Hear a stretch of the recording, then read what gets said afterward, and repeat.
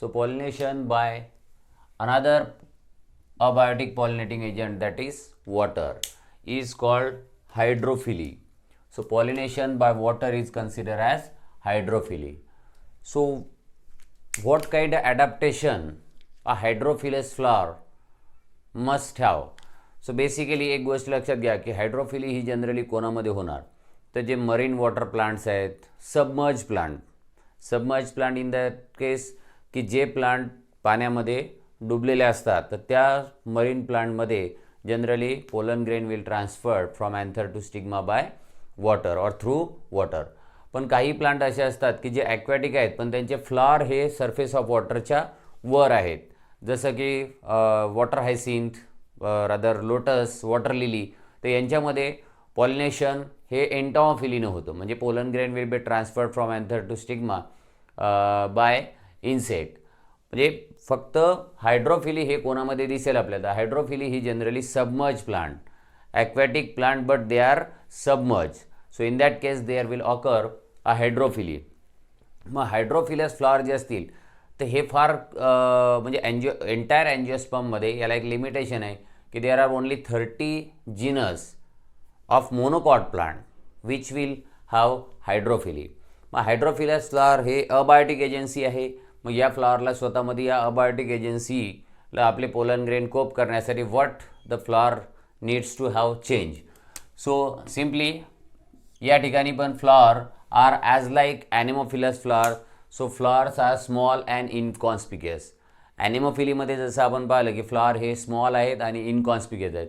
Similarly hydrophilous flowers also small and इनकॉन्स्पिक्युअस.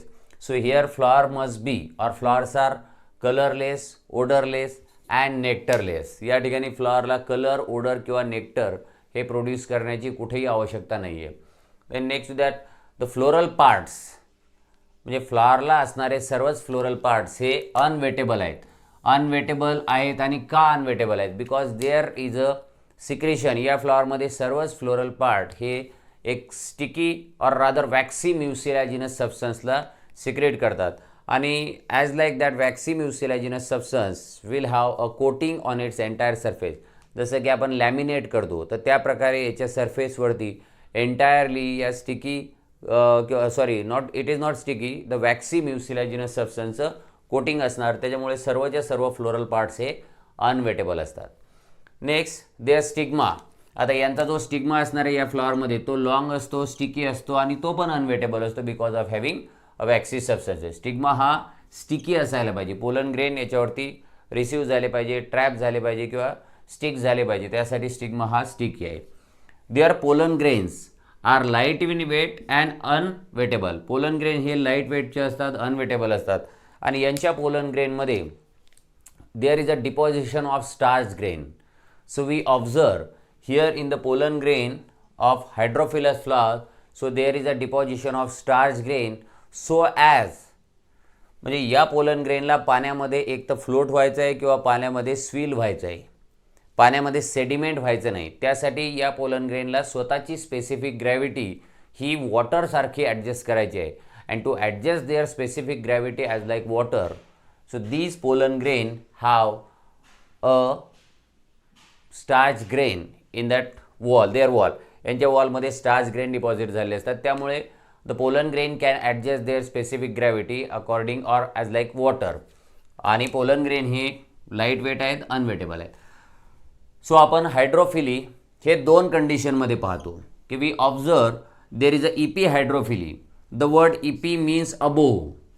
EP means above the surface of water, and hypo means below. So the transfer of pollen grain or the pollen grain will be deposited from anther to stigma above the surface of water or on the surface of water, and in hypohydrophily the pollen grain will be deposited on the surface of stigma below the surface of water. मग hypohydrophily आणि epihydrophily ह्या हायड्रोफिलीमध्ये आपल्याला दोन प्रकार पाहायला भेटतात.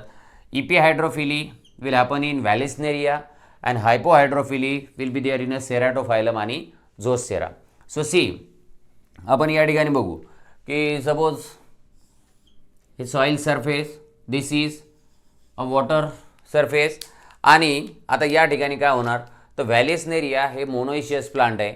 याच्यामध्ये कन्सिडर आपण या ठिकाणी एक प्लांट काढलं, याच्यामध्ये हे अँथर असणारं मेल फ्लॉवर आहे आणि या ठिकाणी एक गायनोशियम फिमेल फ्लॉवर आहे.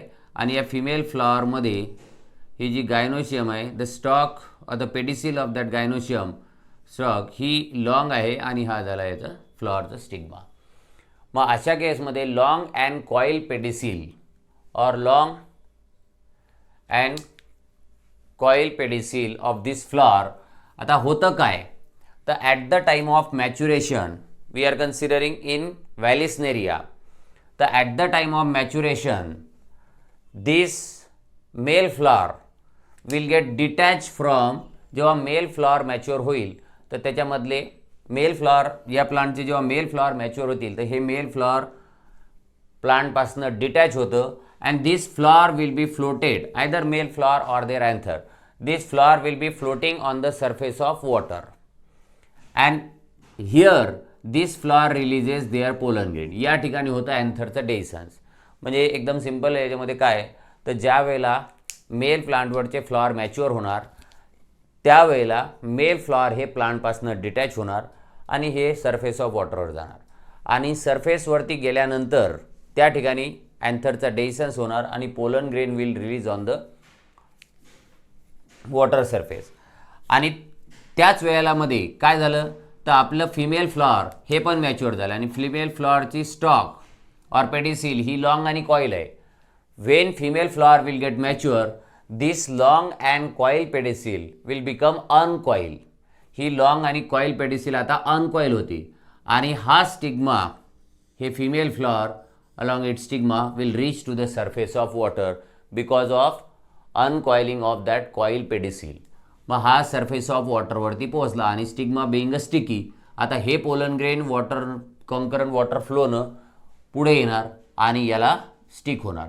ज्या वेळेला हे pollen grain will be deposited on the surface of stigma again this uncoil pedicel will start getting coil आणि हे तुमचा स्टिग्मा घेऊन येणार पोलन ग्रेनला प्लांटच्या जवळ.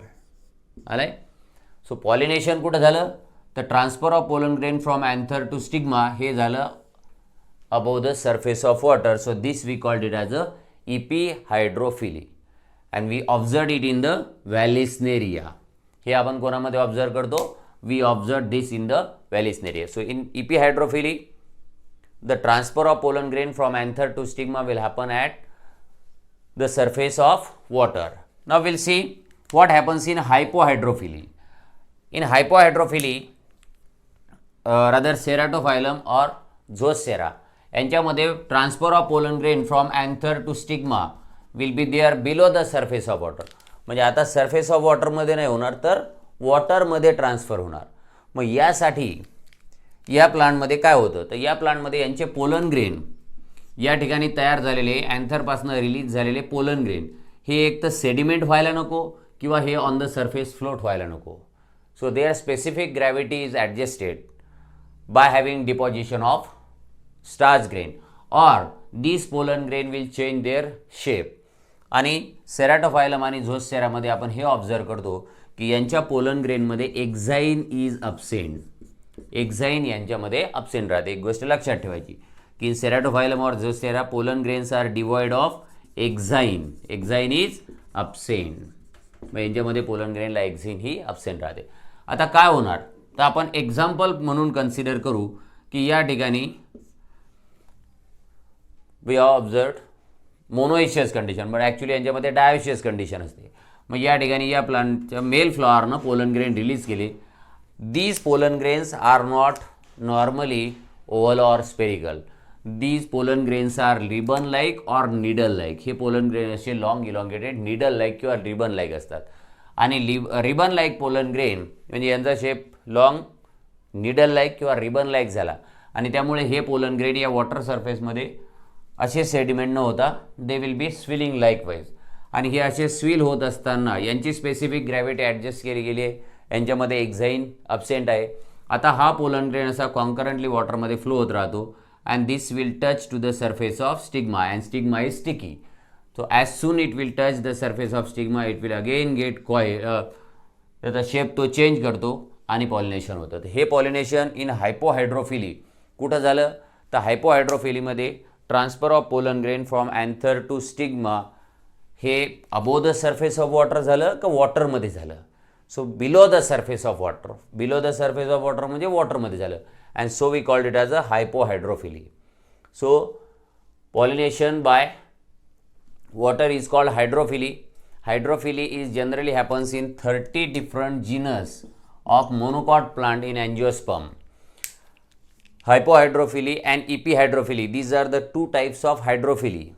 Epihydrophily is above, the transfer of pollen grain is above the surface of water, and in hypohydrophily transfer of pollen grain is below the surface of water. मग pollen grain below the surface of water राहण्यासाठी त्यांचा shape हा ribbon like और needle like होतो आणि या pollen ग्रेनमध्ये exine ही अब्सेंट राहते.